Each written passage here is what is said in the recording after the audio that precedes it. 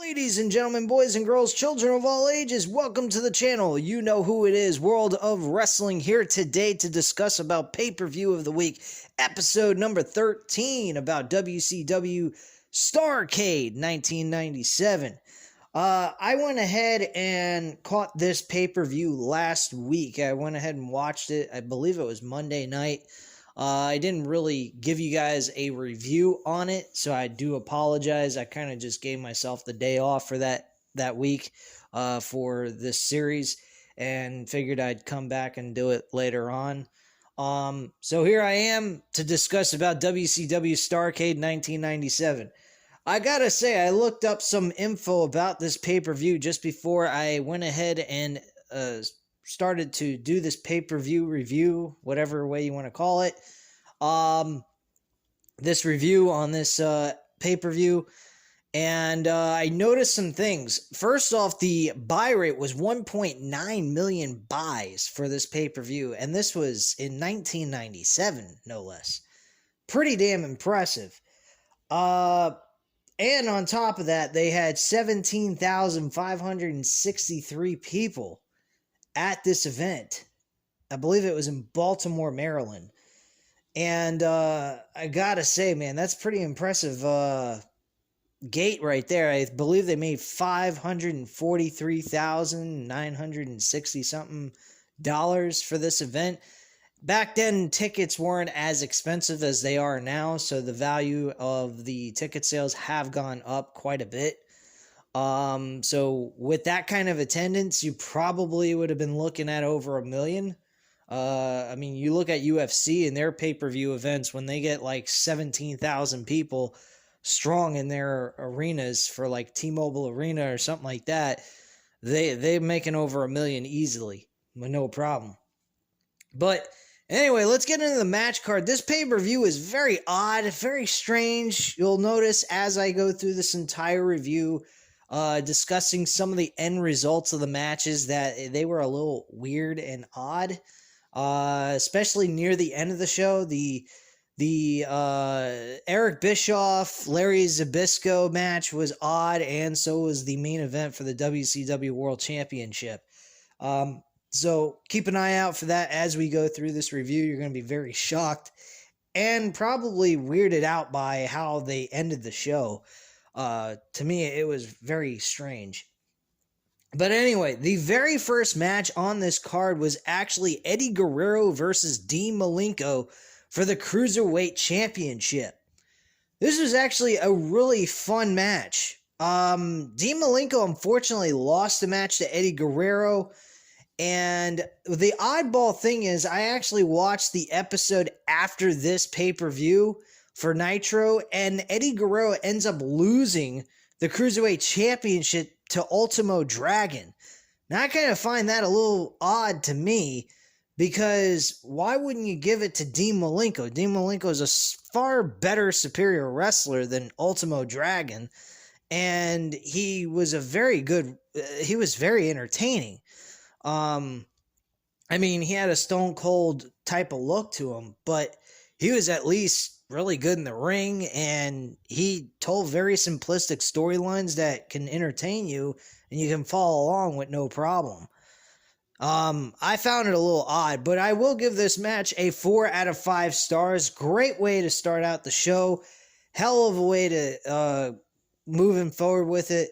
And I really had no problems with this match. This is a match that if you go back and watch this pay-per-view, this is a match you want to watch all the way through. Not a match you're going to want to skip. The next thing that took place on this show is actually a in-ring promo by Scott Hall. This is normally not something you see on a pay-per-view event. Usually it's just back-to-back matches with some backstage interviews, and that's about it. Unfortunately, there was a situation that took place where Kevin Nash was supposed to face the Giant one-on-one in a match to determine who's the real true Giant of WCW. But unfortunately, Kevin Nash suffered another knee injury, which is something we all know from about Kevin Nash and his history of his knee issues and so forth. And and basically all of his injuries he's sustained over his career. It has affected a lot of the times that he's had to be somewhere for a match and it didn't take place because of a knee injury of some sort. So Scott Hall was addressing that, informing everyone he is not going to be here tonight for this event. Fans were kind of a little upset by this. Big Show, known as the Giant in WCW, showed up and did a stare down with Scott Hall, and then this eventually led to Scott Hall meeting his demise by a choke slam by the Giant. So that's basically how this segment went down, and overall, it wasn't a bad one. At least the Giant got some action onto this pay-per-view, despite the fact he was unable to wrestle Kevin Nash. But that will be made up in the next pay-per-view of Sold Out 1998. Next match on this show was actually Randy Savage, Scott Norton, and Vincent going up in a six-man tag against Ray Traylor, formerly known as the Big Boss Man, as we're more familiar with from WWF. And then also we had the Steiner Brothers as the official WCW Tag Team Champions. This was pretty much a very boring, dull match. I had no interest whatsoever for this match at all. I'm giving it a 2 out of 5 stars. Randy Savage actually picks up the victory with the elbow drop from the top rope. And they end up getting the win for the NWO. And that's pretty much how that match ended. Nothing really special took place here. Went about 11 minutes, and that's really about it. So nothing really special happened there. So I just didn't particularly care for this match whatsoever. It practically almost put me to sleep. But the next segment that took place, there was actually some interviews by Mean Gene Okerlund and with Scott Hall in the ring, doing an in-ring segment and so forth. So Mean Gene Okerlund was interviewing J.J. Dillon. J.J. Dillon was asked about his decision on who is going to referee the main event match between Sting and Hulk Hogan. He didn't really...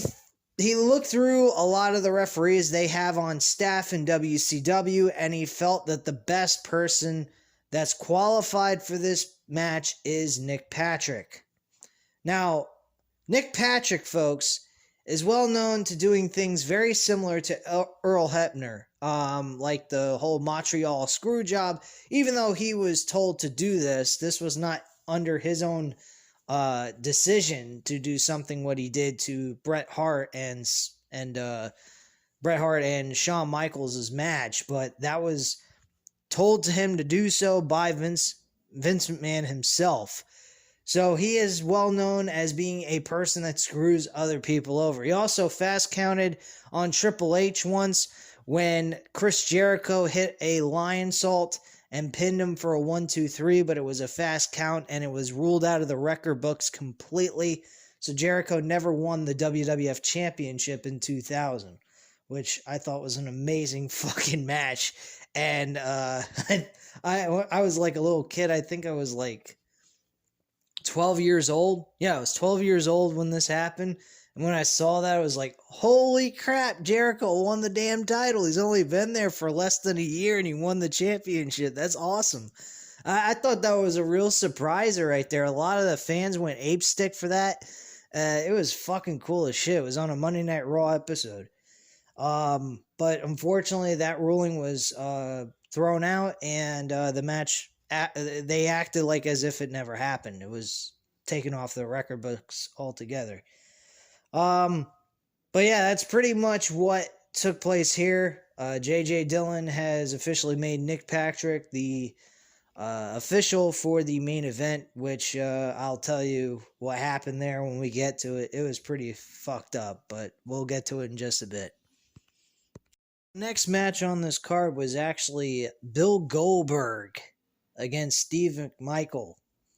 This was a very quick matchup. It went about 3 minutes or so. Pretty typical Goldberg match. Steve McMichael really didn't have much of a chance at all. And he got speared. and then got jackhammered for his troubles and got the 1-2-3 for the victory. And that's how the match ended. This match was very, very typical Goldberg type of matchup. I'm giving this match only a 2 out of 5 stars. Not much that took place here that you can really bite your teeth into. I mean, it's great to see Goldberg in his prime connecting with spears and jackhammers, but I mean, if you're not doing much of anything else but that and a few other variation moves, I mean, it really ain't worth your time to sit through it. But it's only 3 minutes, so I mean, it's not going to take you that much time to sit through that entire match. The next match after that was actually Chris Benoit versus Perry Saturn. Now, originally, Perry Saturn was not the opponent for Chris Benoit. It was Raven. Chris Benoit, leading up to this pay-per-view, was facing a lot of Raven's flock in matches. He wanted a match with Raven. Raven continuously did not show up for the shows or refused to wrestle Chris Benoit. And each and every opponent that Raven sent up against Chris Benoit, he defeated on WCW Nitro. So, the match originally was scheduled for Raven versus Chris Benoit. The match was technically canceled. He did not show up. He was not in the crowd like he normally was for this storyline that he was trying to tell with his group that he had. And Perry Saturn took his place. The match was very solid. It was a hardcore match, so anything could take place in this match. Benoit or Saturn could cheat, use chairs, what have you, any object they could put their hands on, get their hands on and whatnot.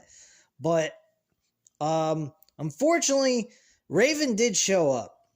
He hit the even flow DDT, and then Perry Saturn put the Rings of Saturn on Chris Benoit, and Chris Benoit was actually knocked out by the time the Ring of Saturn was applied to him.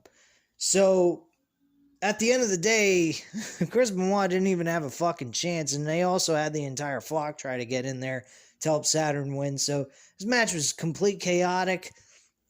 Was it good wrestling? Absolutely. I'm going to give it a 3 out of 5 stars for the wrestling capability. The match, though, was absolutely ridiculous with all the outside interference.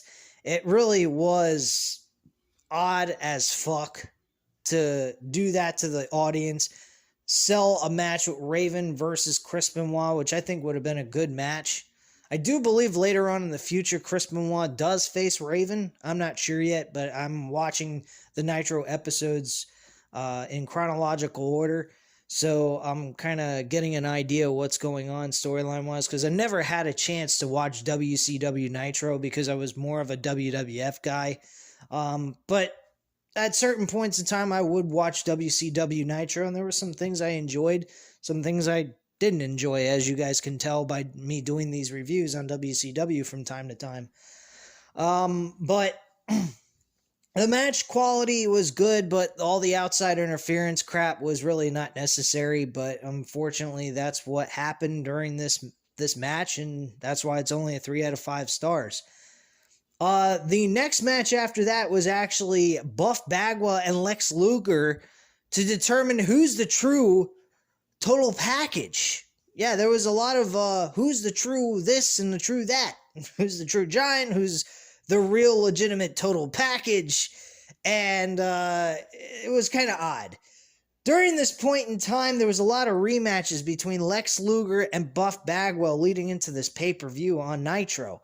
Felt like a lot of WWE's current day booking of matches, doing them week after week of the same fucking matches, going back and forth, back and forth. Now, Buff Bagwell did have more of an advantage over Lex Luger. He won more of the time than not against Lex Luger. Most of the time, though, cheating, getting outside interferences, and whatnot. In this matchup, it was pretty much the same exact thing. Lex Luger, as you guys may already know about me, I'm not a huge Lex Luger fan. I think he has an amazing physique, but his in-ring wrestling ability was horrible. I did not like what he had to offer in the ring. He may had all those steroids jacked up in his body, and he had an amazing physique. I will give him that. But his wrestling ability was terrible. He was fucking trash. Buff Bagwell ain't much better, but at least Buff Bagwell was entertaining in the ring. He'd pose in front of the crowd. He'd talk trash. He'd be all cocky. You could get a laugh from his wrestling matches, and you can have a little fun when you watch his matches. He's funny, but he wasn't all that great either. He had a lot more muscle than a wrestling ability. Let me put it to you that way. But he could be entertaining in a ring, so he was good entertainer. Wrestling wise, though, he was not anywhere near the wrestler like a Chris Benoit or a Bret Hart.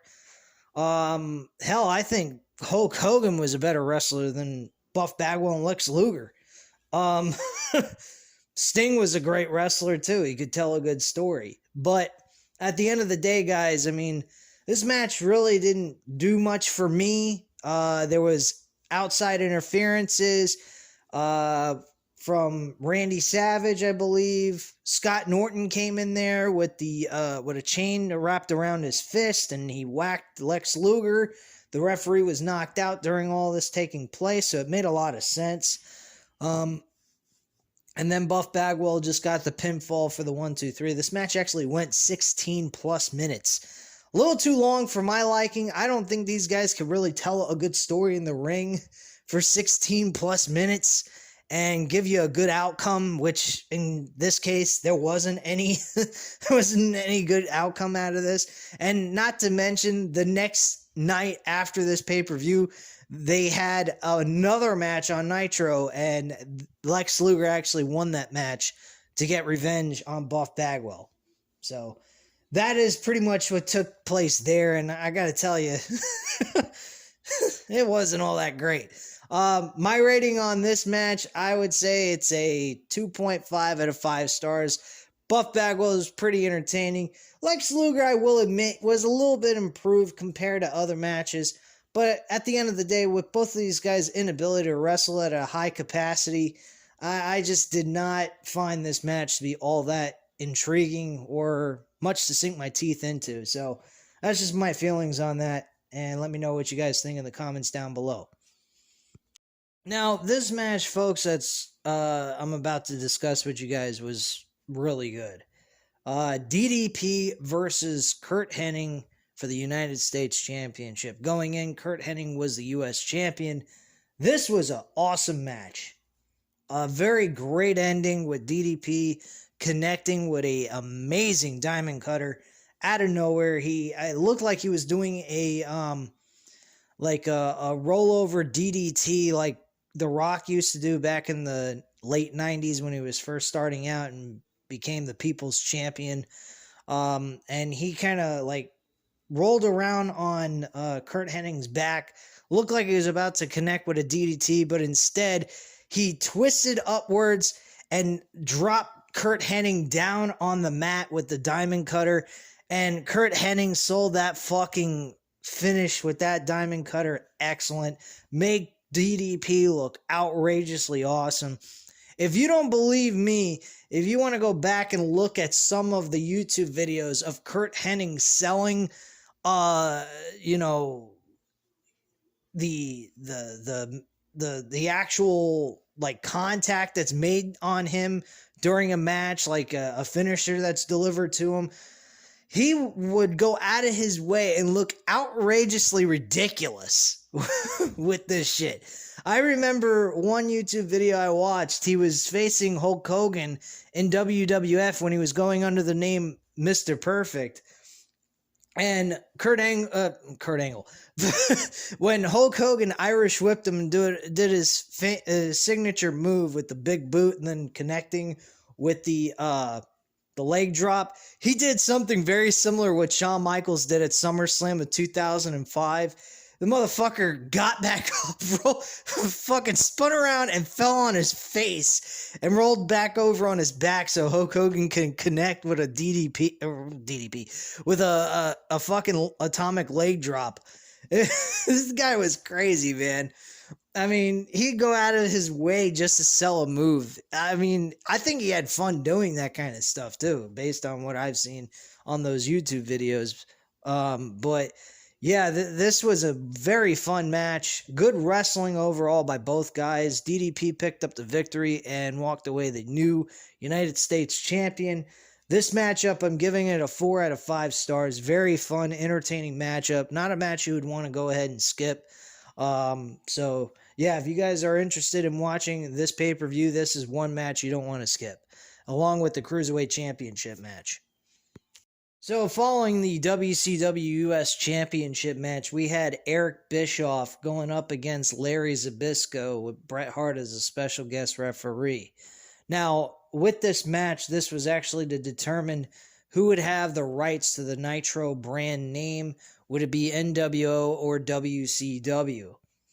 The episode before this pay-per-view, the go-home show, NWO actually took over the entire show. They cut down the WCW Nitro set. It was unbelievable. A complete, utter takeover. It looked as if there was another promotion taking over WCW's Nitro show. So they tied this into an actual match where the winner would have complete and utter control of Nitro, where their brand name would be placed on the sign of Nitro every single week. I gotta say, the NWO graphics for Nitro during that episode before this pay-per-view was very, very intriguing, very unique, and very different, honestly. Also, another thing about it was kind of before its time type of stuff with those graphics that they were using. So I was really impressed with it when I watched that episode before I watched this pay-per-view. And gotta say, it was a lot of fun to watch. I was highly entertained by that. This match, not so much. This match was, it was like watching a Vince McMahon versus a wrestler type matchup. That's what what this was. At least though Eric Bischoff has a karate background, so he could do some stuff in the ring compared to what Vince McMahon does. He can't do shit. All he's got is roids and fucking clotheslines is all he pretty much could do. He's just as bad as fucking Lex Luger, if not worse. But I mean, Eric Bischoff, I think, did the best he could playing a heel. He spent most of his time running around the ring for 11 minutes, trying to avoid Larry Zbyszko from getting placed in a submission hold and so forth. This, though, unfortunately did not work out for him. Bret Hart was acting very unbiased anytime that Larry Zbyszko did something that seemed a little unorthodox, illegal, like a chokehold that was supposed to be a sleeper hold. He would apply the sleeper hold under the chin and put it around the neck. You're not allowed to do that. So Bret Hart paid very close attention to those type of things. But as the match went on, he was getting more and more frustrated with Eric Bischoff and so forth. He also had Scott Hall put a metal plate inside his footwear. He wasn't wearing actual shoes or anything. He had like a covering over his foot, so when he kicked somebody, it wouldn't hurt him as badly, so it softened the blow on his feet. And they put metal plating inside that foot of his where he did the kick attempt, and unfortunately that plating came flying out of his shoe. So with that taking place, Bret Hart saw that and he was like, nope, I am not going to grant you this win. I believe, from what I remember, he went for the pinfall and he got the 1, 2, 3. The call was reversed by Bret Hart because he noticed that there was a metal plating that flew out of his shoe that he didn't notice originally, and they reversed the matchup, restarting the match completely. And then Larry Zbyszko just went ahead and applied a sleeper hold with a belt that I believe Eric Bischoff was wearing around his waist for, the karate belt. And I believe he wrapped that around his neck and he submitted him basically with him unable to answer the referee. And Bret Hart called for the bell. The match was over. Nothing really happened. They really didn't end with any major ending at all. It just looked like as if you can assume, based on the ending, that Larry Zbyszko won. WCW is the winner of Nitro, and that's that. This match was somewhat entertaining. It was humorous, but wrestling-wise, it wasn't all that great. I mean, this is not a match I would say you would want to skip, I guess. I think you might find some entertainment value out of it. But when it comes to wrestling portion of it, you're not going to care for the wrestling all that much. This is more like kind of a laugh. Makes you know, kind of laugh at it. Eric Bischoff did an entertaining job during this matchup. He did the best he could with what he knows how to do in the ring, but unfortunately, he's not a wrestler. He's a karate fighter. So he spent most of the match just doing karate moves. Bret Hart was very entertaining playing the referee. He did a good job referee-wise throughout most of it until the end. I mean, the match was... It depends on how you look at it, but the ending, I have to admit, was trash. It really was. I mean, Bret Hart did not fall all the way through as the referee. He kind of, at that point, just was being very biased at the end and gave in to WCW and allowed them to win the match by cheating anyway. So that was kind of a shitty-ass move. And Bret Hart's role plays further into the main event, which I'll get into right now. By the way, the match for the Eric Bischoff, Larry Zbyszko, I'm going to give that a 2.5 out of 5. It really was entertaining, again, like I said, but wrestling quality-wise, it had nothing to offer at all. So that's just my viewpoint on that.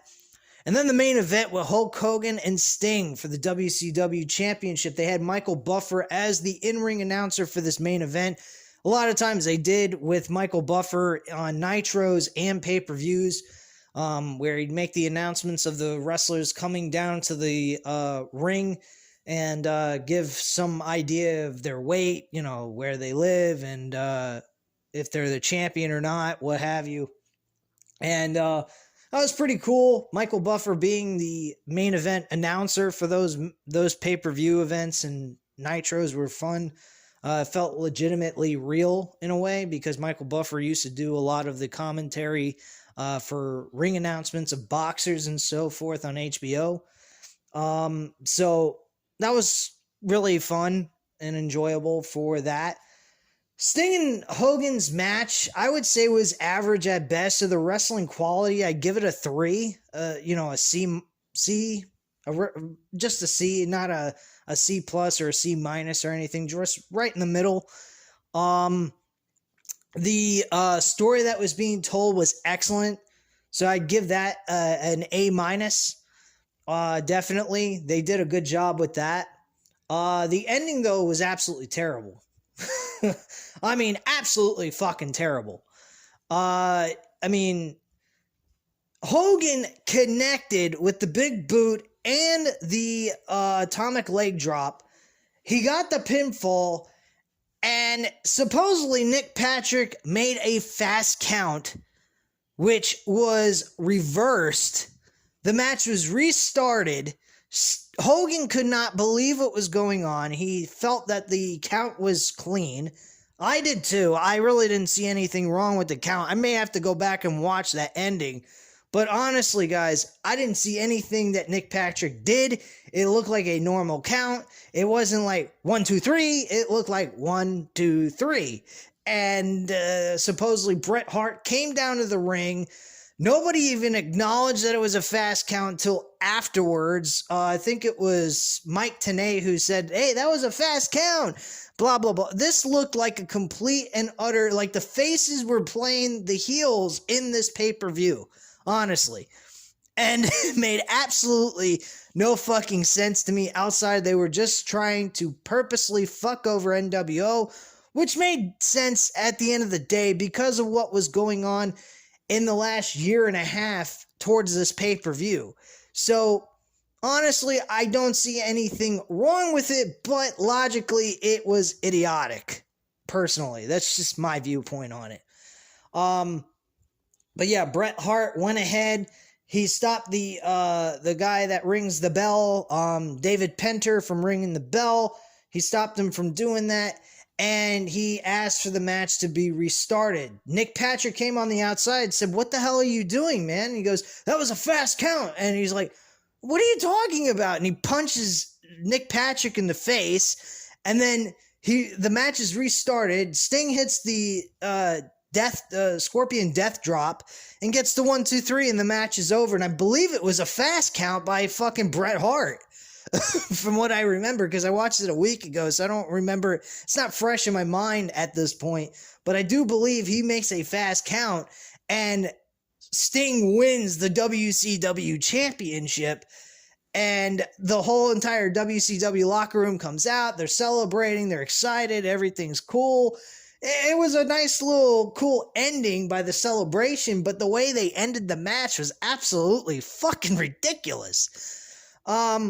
So with the ending, the storyline telling, and the wrestling quality, I'm going to have to say it was a 3.5 out of 5 stars.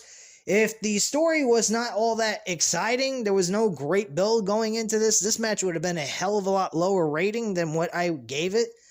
And I think 3.5 is being very generous based on the ending of this fucking match. It was absolutely retarded. Hogan got screwed, personally, even though he kind of got justice paid back to him, because over the year and a half of this storyline that they did, that's all he ever did was screw other people over. So payback's fair play, I guess you could say.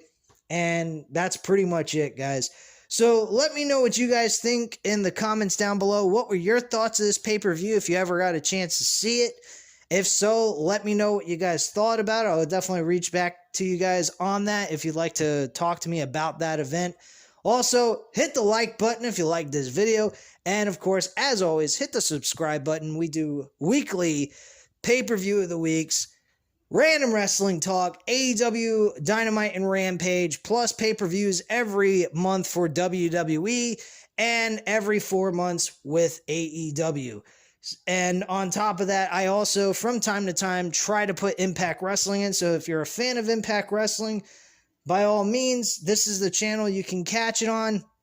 Worst case scenario, if I'm not able to do Impact Wrestling, I will definitely do the pay-per-views once they are finished, or during the pay-per-view. When the I'll watch it live and then review it with you guys later, right after the show goes off the air. So that's all I have to say at this time. I hope you guys enjoyed this video, and I'll catch you back tomorrow for random wrestling talk, and I'll speak to you guys again soon. Bye.